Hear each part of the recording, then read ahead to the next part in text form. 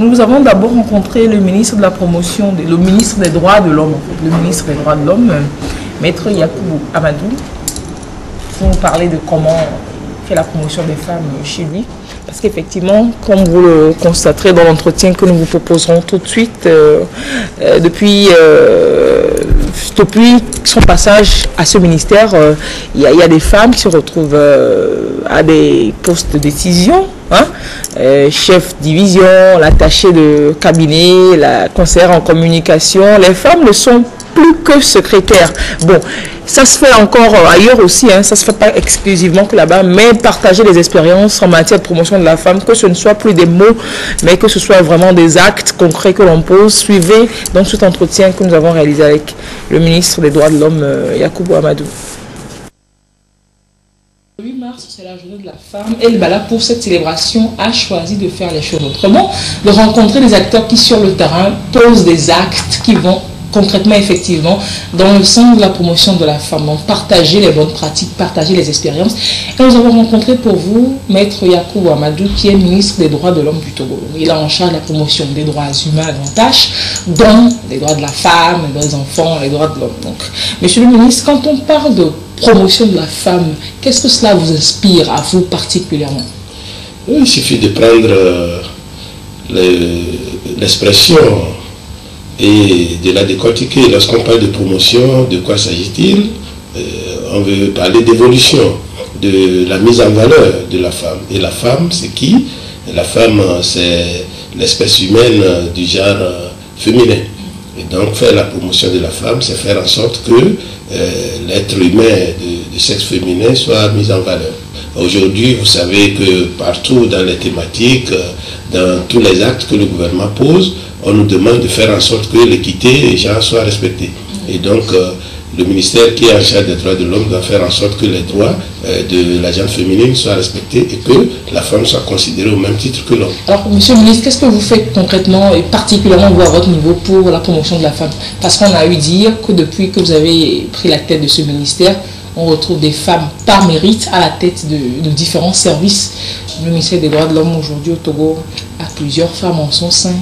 Et voilà, dites-nous. Oui, mais si on veut faire la promotion de la femme, on ne doit pas la faire comme si on accordait des faveurs. Non, ça doit se faire sur le mérite. Et la promotion de la femme doit passer d'abord par l'éducation. Il faut que la femme ait la même éducation que l'homme, qu'elle soit capable d'assumer les rôles qu'on lui assigne. Et donc, les femmes qui ont connu la promotion, qui ont été nommées à des postes chez nous, ce n'est pas sur la base de la faveur, mais c'est des femmes que nous avons jugées capables d'assumer les rôles qu'on leur assigne. Et nous avons au niveau du ministère une femme qui est directrice générale de la consultation des droits de l'homme. Nous avons de la consolidation de la démocratie, nous avons une femme qui est directrice et nous avons au moins 4 femmes qui sont chefs service, chefs division et nous avons aussi notre conseillère en communication qui est une femme et notre attaché de cabinet qui est également une femme. Il y a une commission qui est mise en place qui étudie les dossiers et fait des propositions. Et nous demandons pour chaque poste qu'on nous fasse 2 propositions au minimum ou 4 propositions et il faut la parité. Pour chaque poste où on propose 2 personnes, il faut une femme et un homme. Et par exemple, pour le poste de la chargée en communication, nous avons 6 noms. On avait 6 femmes et 6 hommes. 6 femmes et 6 hommes. On avait 6 femmes et 6 hommes. Et on a fait l'étude de dossier. On a retenu finalement 2 femmes et 2 hommes qui m'ont été proposés et moi j'ai pris sur moi de nommer une femme. C'est un devoir puisque nous sommes en train de mettre en pratique la politique du gouvernement. Et quand vous voyez le programme du gouvernement qui a été présenté devant l'Assemblée nationale à la formation du gouvernement, il était clair qu'il fallait faire la promotion de la femme, il fallait respecter l'équité. Alors vous avez travaillé avec des hommes à ces mêmes postes, maintenant vous avez des femmes. Est-ce que vous faites une différence? Vous appréciez plus les femmes à ce poste? Elles sont plus efficaces? Comment ça se passe? De toutes les façons, comme c'est une nomination qui ne dépend que de moi, c'est des arrêtés. Si je n'étais pas satisfait, je pense que je les aurais déjà changés. Oui. Parce que ceux qui travaillent avec moi savent que je ne suis pas tendre en matière de rigueur. Et donc, je n'ai pas à me plaindre de leur travail. Je ne juge pas les gens sur le genre, sur le sexe, mais je juge les gens au résultat. Et le travail que j'ai me satisfait pleinement, que ce soit au niveau des hommes qu'au niveau des femmes. Bon, c'est vrai, ce n'est pas des dieux. Moi-même, il m'arrive aussi d'avoir des faiblesses, de faire des erreurs. Et donc, il faut faire preuve de tolérance aussi. Et donc, tout n'est pas parfait, puisque la perfection n'étant pas de ce monde, mais je pense que celles et ceux que j'ai avec moi font un travail de qualité et nous essayons chaque fois d'encourager l'excellence. Hors de votre cercle professionnel, dans votre vie, socialement parlant, on espère que vous appliquez les mêmes principes aussi de promotion de la femme. Oui, bon, heureusement, j'ai une fille et son éducation me tient beaucoup à cœur. Et je pense que l'éducation commence par la maison, la formation commence par la maison. Et aujourd'hui, si nous voulons avoir une société où la femme a toute sa place, il faudrait encourager les parents à déjà, dès le bas âge, éduquer leurs enfants, que ce soit les filles et les hommes, dans le sens de cette parité-là, du respect mutuel de l'égalité. Les gens doivent comprendre que c'est une question des droits de l'homme. C'est un respect des droits de l'homme qu'on demande. Ce n'est pas quelque chose d'extraordinaire. On a l'impression que lorsqu'on parle de la promotion de la femme, de l'équité genre, on veut créer une espèce nouvelle. Non, la femme n'est pas une espèce nouvelle. La femme n'est qu'un genre de l'espèce humaine. Il faudrait faire en sorte que les gens comprennent que la femme et l'homme sont de la même espèce, et c'est l'espèce humaine. Et c'est pour ça qu'il faut respecter les droits des uns et des autres. C'est tout. On a l'impression qu'on veut renverser une situation, aller de l'égalité, peut-être même de la suprématie. Non. Aujourd'hui, il faut inculquer de nouvelles valeurs aux gens pour que les gens comprennent qu'il ne s'agit pas de perdre des droits au profit de la femme. Ce n'est pas ce que nous cherchons. Il n'est pas question de faire en sorte que l'homme perde des droits au profit de la femme. Mais il est question de faire en sorte que les droits de chacun soient respectés. C'est une question d'égalité.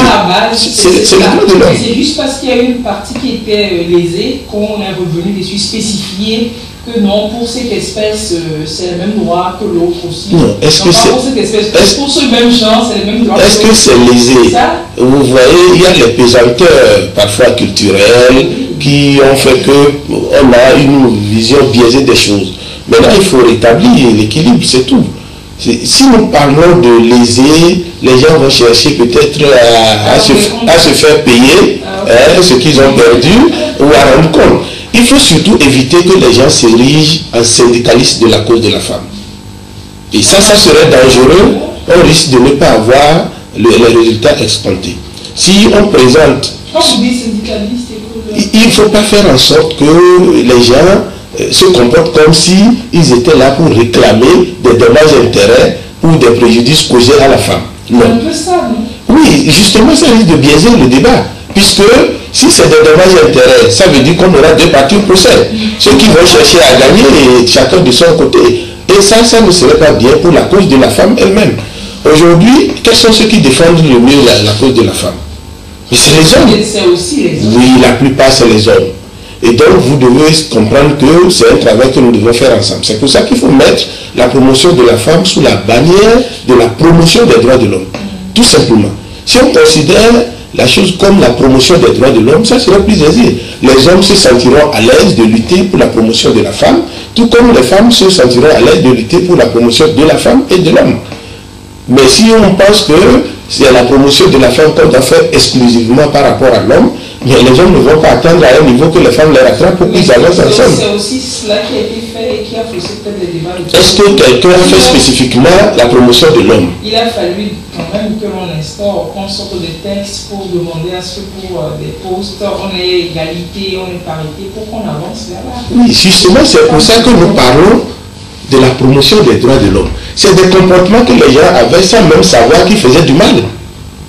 C'est pour ça qu'on ne peut pas parler de préjudice. Parce que si vous voulez avoir des condamnations pour des préjudices, encore faut-il prouver que celui qui l'a fait intentionnellement. Mais si vous n'arrivez pas à prouver que c'est intentionnellement que la personne vous a créé préjudice, aujourd'hui ça va être difficile. On va vous dire que les hommes ne se sont jamais comportés de manière à créer préjudice aux femmes. Et vous-même, vous aurez du mal à prouver que vous avez subi un préjudice. Et donc je pense qu'il faut faire en sorte que nous tous, nous puissions lutter pour la promotion des droits humains. Et les droits humains supposent les droits de l'homme à petit h, les droits de la femme à petit f, et les droits de l'homme en général avec grand H.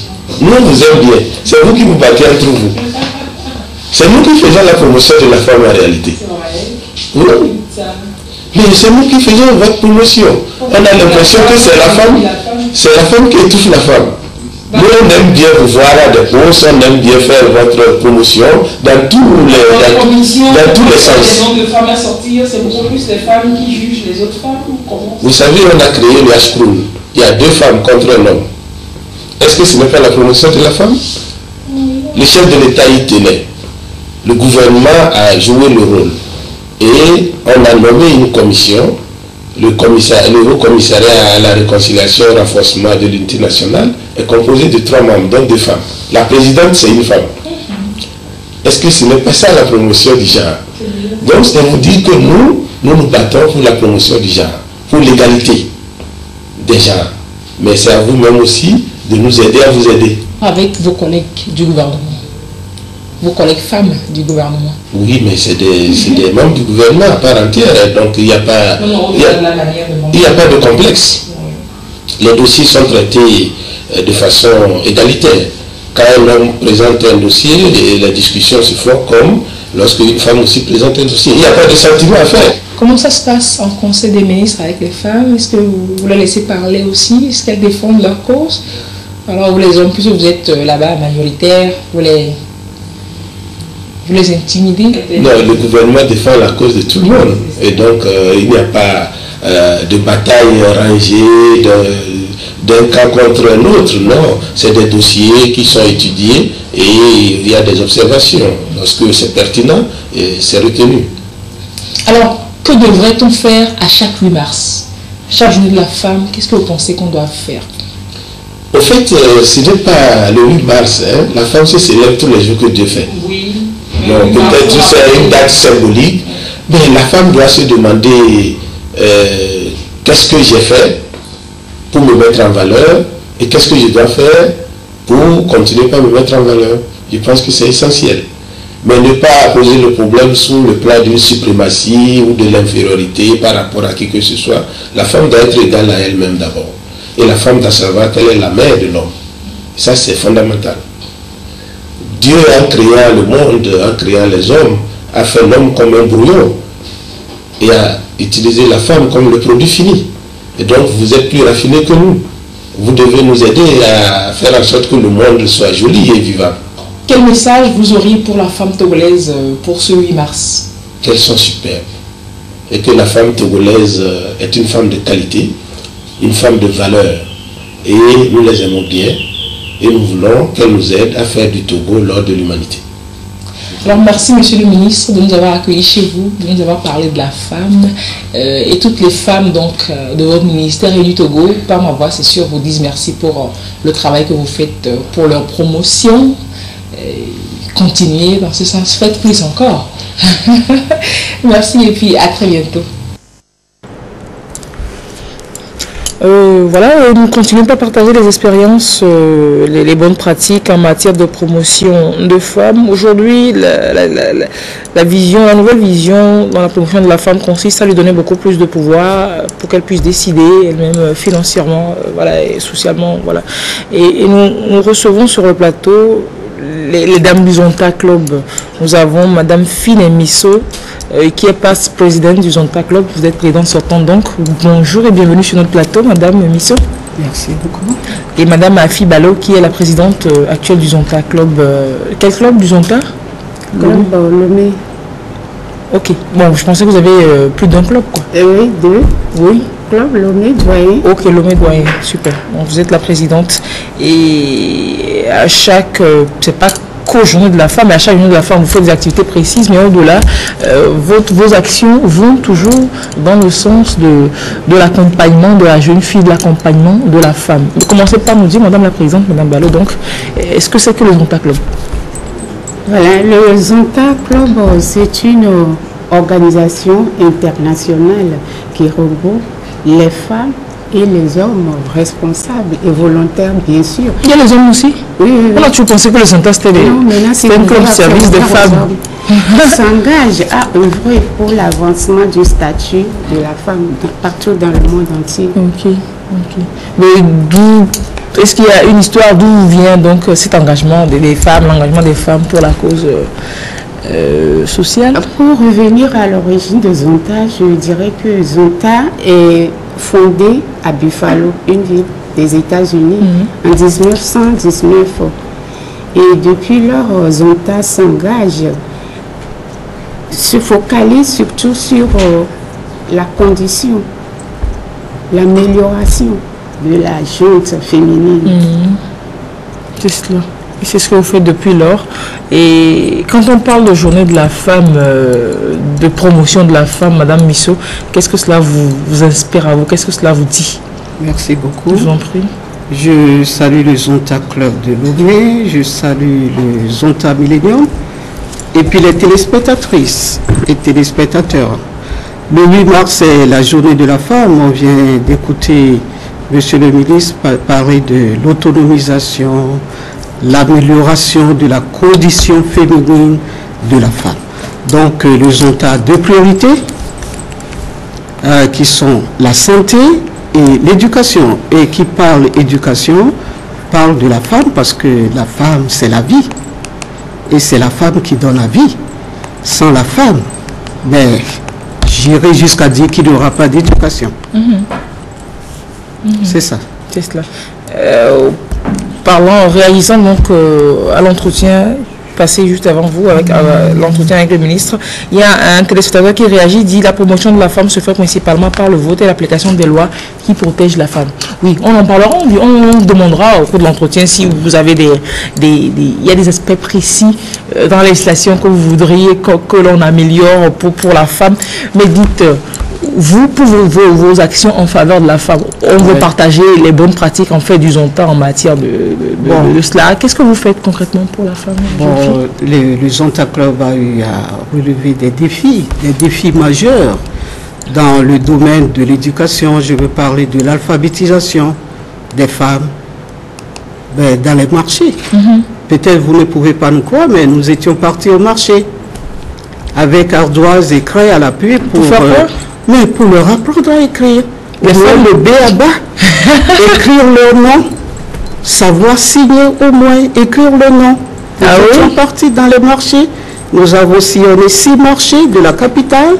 Nous étions dans les prisons, la prison civile de Lomé, pour les femmes incarcérées. Mais ça, c'est déjà un droit. Qu'est-ce que vous leur avez fait à la prison? Mais l'alphabétisation aussi. Ma soeur. L'alphabétisation, parce que nous avons compris très tôt que tout doit commencer par la femme. Parce que la femme, c'est la vie.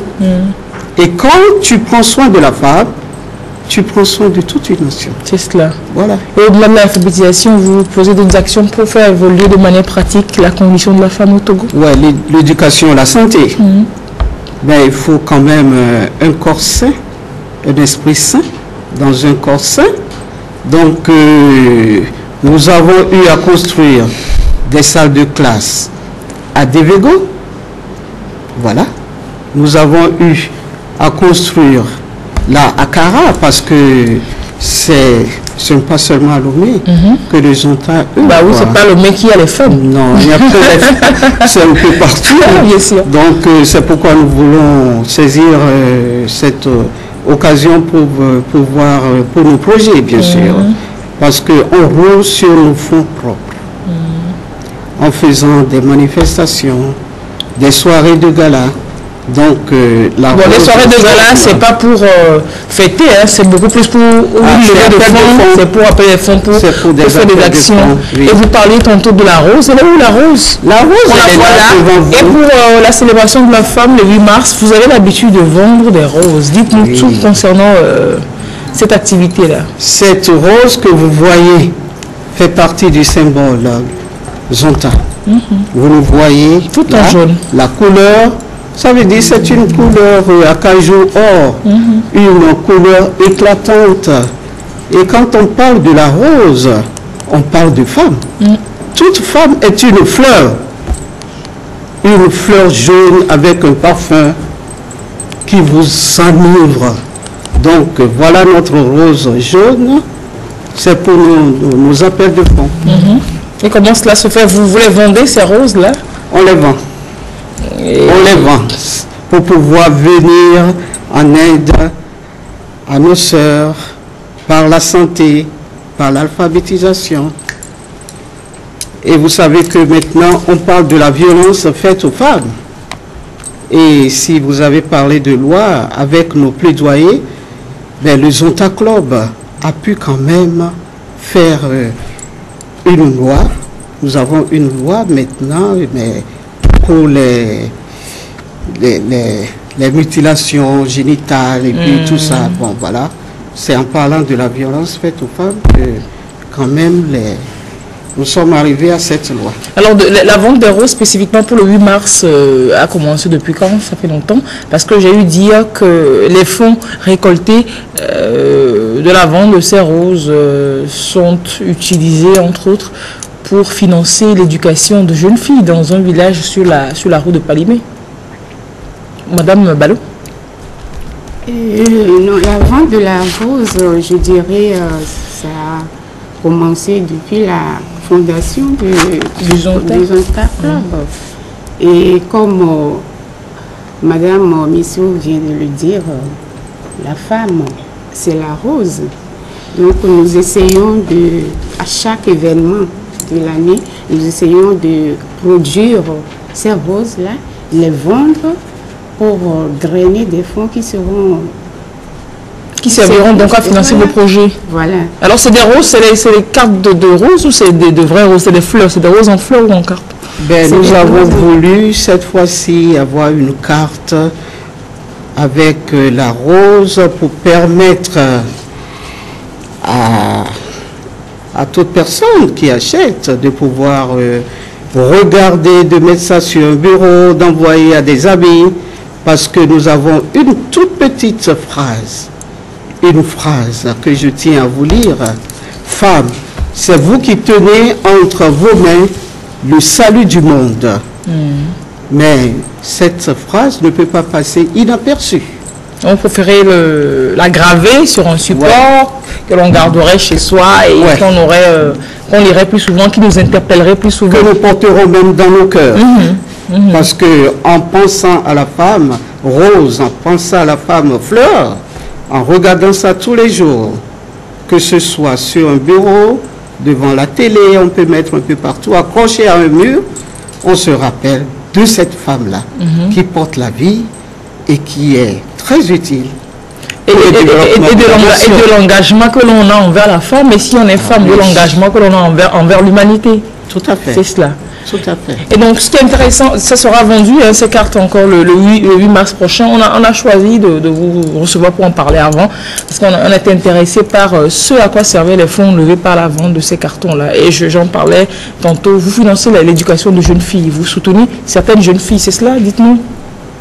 Oui, les jeunes filles, nous les soutenons quand on fait les manifestations et quand on va dans les établissements.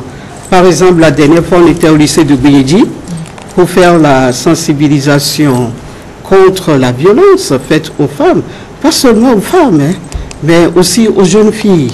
Parce que même les grossesses précoces, c'est une violence faite aux femmes. Donc, on ne peut pas partir là et ne rien laisser. Les fournitures scolaires, on en donne aussi. Vous payez des frais scolaires à certaines autres aussi? Oui, il y a le Zonta Millennium, je sais ce que vous voulez dire. Bon, il y a le Zonta Millennium qui a donné des bourses à des jeunes filles. C'est cela. Oui. C'est cela. Et les fonds récoltés. Entre autres aussi, vous intervenez sur toutes les questions qui touchent la femme. Vous organisez, vous soutenez et organisez des concerts, par exemple de dépistage du cancer du sein, du col de l'utérus, de la fistule. Je viens de parler tout sur des deux priorités. C'est-à-dire la santé et l'éducation. Ça nous tient à cœur.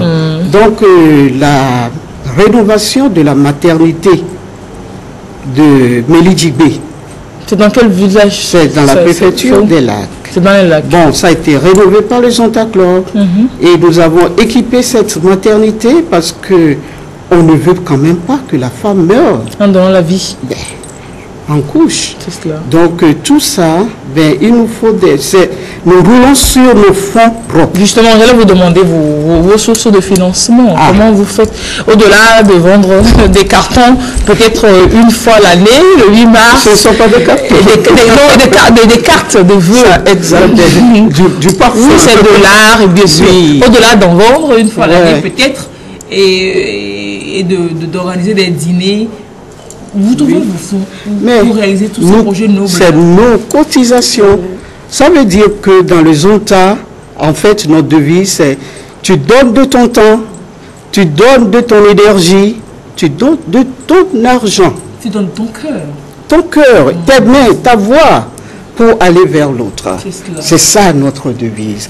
Et nous sommes engagés, nous sommes fiers de porter la couleur acajou or, qui est la rose jaune. C'est cela. Voilà. Donc, quelqu'un veut savoir le mot Zonta, ça signifie quoi? Ça vient d'où? On sait, vous nous avez fait l'historique du Zonta, ça vient du Buffalo, mais que le mot Zonta, qu'est-ce que c'est que ce mot-là? C'est un téléspectateur qui a réagi. Le mot Zonta vient de Sioux. Sioux, c'est une ethnie Sioux? indienne. Oui, oui. Si vous de Felou, là. Non, non, non. Ah, plus C'est ou moins. une tribu des États-Unis, une tribu indienne. Ah, les gars, Voilà. les Sioux, ils sont américains. Ah oui? Oui. Ah, mais c'est des Indiens? Oui, oui, oui. ouais. Donc, c'est un ensemble de symboles définis comme honnêteté et confiance. Ah, ok. Donc, regardez, c'est l'emblème. L'emblème du Zonta, du c'est Zonta. effectivement, on trouve un Z là, Voilà. mais avant le Z, il y a plein Voilà. de. C'est toute une graphie. Oui, là, c'est un ensemble de 5 symboles. qui veut dire. Honnête et digne de confiance. Ah, ok. Et la lumière. La lumière, le rayon du soleil. C'est cela. Ouais, voilà. Mais s'il y a d'autres femmes qui partagent vos objectifs et qui ont les moyens, qui ont le cœur de vous accompagner dans vos projets, elles peuvent vous approcher, adhérer aux Zonta et donner, se rendre plus utile, encore plus utile à l'humanité. Effectivement, nous sommes ouverts à tout le monde. Et nous mettons l'accent surtout sur le recrutement. Parce que sans les membres, sans les cotisations, aucun club de service ne peut survivre. Nous avons besoin des membres C'est cela. pour aller de l'avant. Pour aller de l'avant. Et donc vous serez vendredi prochain, le 8 mars cette année, c'est Ça un tombe. dimanche. Oui, oui. Et donc la célébration officielle se fera plutôt le 6 mars, Le le 6, vendredi, voilà. au Palais des Congrès de Lomé, Oui. comme on le fait, Oui. la cérémonie officielle apothéose. Vous Oui. y serez? Oui, nous serons Bien présents. sûr. Nous aurons un petit comptoir là-bas et nous vendrons des fleurs. C'est cela. Donc La c'est rose. là, c'est au Palais des Congrès qu'on Oui. pourra acheter les fleurs. Oui, nous serons aussi sur les grandes artères de Lomé, baies, Décon, etc. Donc si vous voyez ces fleurs, ces cartons jaunes, ces cartes de vœux avec de l'art dessus, griffé, signé du Zonta, on sera jaune avec du marron fond, vous reconnaîtrez. Sachez que vous en achetez, vous soutenez une action du Zonta quelque part ici au Togo, que vous soutenez une fille du Togo pour vous l'aider à avoir une meilleure santé, une meilleure éducation. C'est cela. Et à combien est-ce qu'on peut l'acheter? Il n'y a pas de prix, mais au moins 1000 francs. Le minimum est à 1000 Le francs. minimum, voilà. Bon, on peut l'acheter à 1 million. On l'achète à 100 000. Ah oui. C'est en fait, on n'achète pas, on marque sa contribution à la cause de la femme. Pour tous ceux qui disent, se disent À interpellés l'autonomisation de la voilà, femme. à l'autonomisation de la femme, on marque son engagement. Ouais. On donne peut-être 1000 francs dans le financement, on donne 100 000 et puis on repartira avec ce chef-d'œuvre-là chez soi. Et avec la belle phrase Et qu'on va graver dans nos cœurs. C'est cela. permettez-moi de rappeler que cette rose jaune est faite par une artiste togolaise, une jeune dame appelée Géla. Donc c'est elle a aussi apporté sa contribution comme cela à la cause de la femme togolaise. Voilà. C'est cela. On cherchera ces fleurs le 8 mars. Ce sera que le 8 mars qu'on pourra les acheter. Et le 6 mars, le 6, oh là là, autant pour le moi. 6 Ce à ne sera partir que du le 6 au 8. Ok. Le 6 au Palais des Congrès, le même jour jusqu'au 7 au 8, pourquoi pas, on serait sur les artères. Sur les artères, peut-être de Lomé, à oui. des feux tricolores, Voilà. dans des magasins. On verra ça avec le message de Léon Tolstoï. Tolstoï. Déçu, on saura que c'est le message du Zonta. C'est l'appel Le du message du cœur. Ben, merci Du d'être passé Zonta. par chez nous. Merci beaucoup. On Nous vous vous recevra par avant remercions. le 8 mars. Ouais. Madame la présidente du Zonta, si vous aviez un message pour les femmes du tout. Voilà, merci. Pour résumer, je dirais que Zonta soutient le gouvernement dans son action sociale, économique et politique. Et comme vous le savez, la femme, c'est la mère de la nation. La femme, bien éduquée, bien épanouie, c'est une industrie positive pour la famille, pour la société et pour le monde entier. Donc, femmes togolaises, nous vous soutenons. Soutenons-nous. Serrons les coudes. Voilà. Allez, merci. Mais il y a une question, on ne pourra pas débattre dessus. Depuis l'avènement de l'égalité entre hommes et femmes, qu'il n'y a pas d'égalité entre hommes et femmes.